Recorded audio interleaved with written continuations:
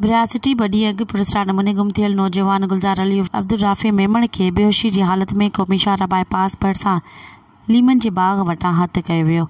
82 जे ward मचार जो रिवासी गुलज़ार उर्फ़ अब्दुल राफ़ी मेमण ॿ ॾियार अॻु कंडियारो मां गुम थियो हो। नौजवान ते तशद्दुद थियल आहे। समूरी जिस्म ते तशद्दुद जा निशान आहिनि। डॉक्टर असलम राजपूत नौजवान खे ज़हर ॾिनल आहे। बट बदल हथियार बदन फिटो करे फरार थी विया। इलाइक़े में चोबल मुंहिंजी कंहिंसां का दुश्मनी नाहे। नौजवान जो वालिद मुख्तियार मेमण ज़ख़्मी हालत में बेहोश थियल नौजवान गुलज़ार के सिविल अस्पताल में तिबी इमदाद ॾिनी वई।